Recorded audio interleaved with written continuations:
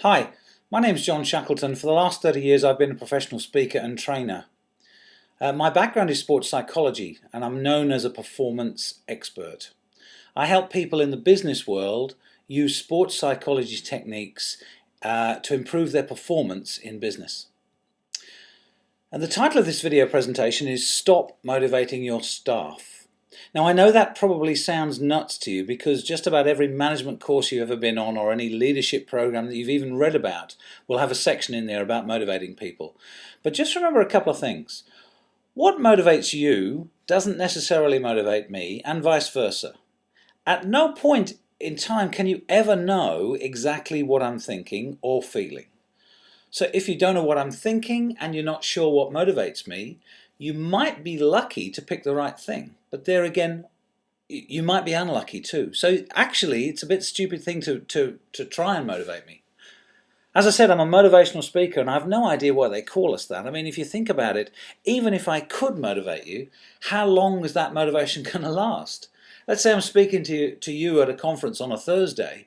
You know, you have a big dinner on the Thursday night, maybe you travel home on the Friday, and then you have your weekend with your family, and then Monday morning is the first time you're in front of customers again. Do you think any motivation I can give you on the Thursday is going to last until Monday morning? I very much doubt it.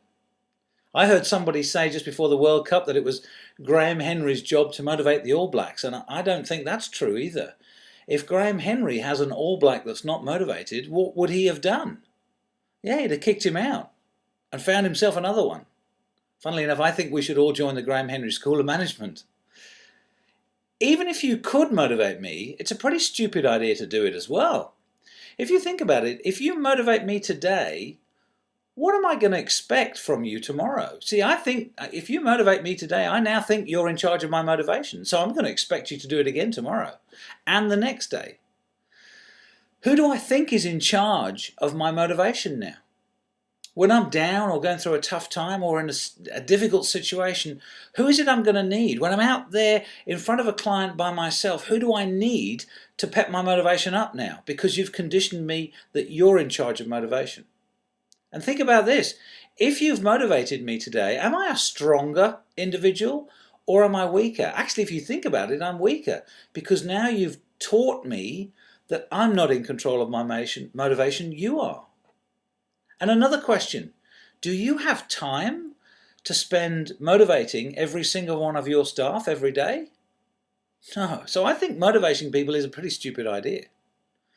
The truth of the matter is that you can't motivate me without my permission.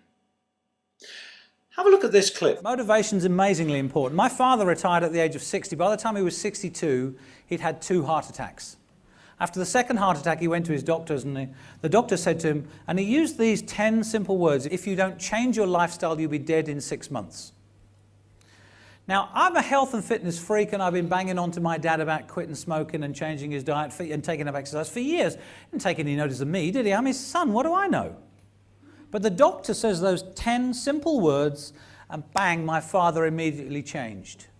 My father walked out of his office a non-smoker. He immediately changed his diet. And at the age of 62, he took up exercise. He started walking 5 kilometers a day. He's now 85 and we've no idea where he is. No.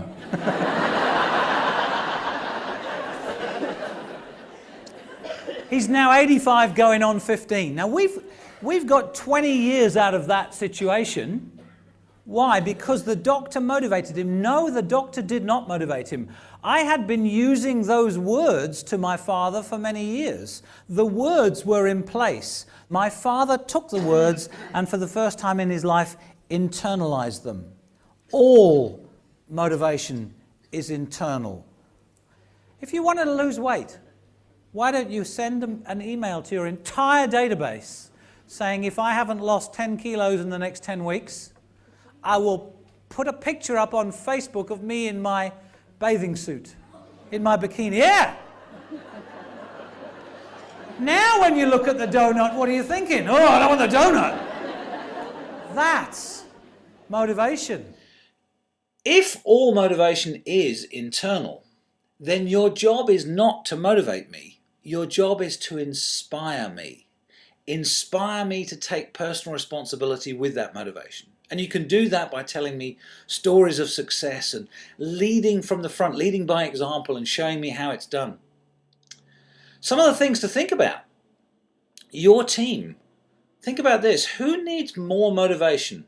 Is it the top person or the lowest performer? Which one needs the most motivation? Probably the lowest performer, right?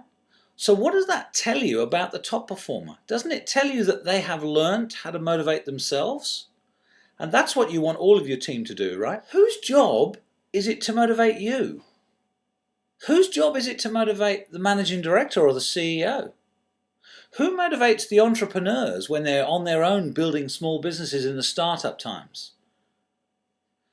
And here's some interesting thoughts. Mahi Drysdale is a pretty top performer, right? Valerie Adams, again, world champion and Olympic champion. Who motivates them? Who do they think is responsible for their own motivation? I'm sure you'll understand that they take personal responsibility in that matter. So I'm asking you, please, would you stop motivating your staff? It's not actually teaching them any personal responsibility at all. It's making them weak and it's making them lazy. We need to teach people that motivation is their own responsibility. They're in charge of that. Our job is to inspire them, not to motivate them. Thank you so much for your time. If you need more information, please go to my website, www.johnshack.com, or connect with me on your favorite social media, Facebook, LinkedIn, Twitter, or go and have a look at some of my other videos on YouTube. It's been wonderful talking to you. See you next time.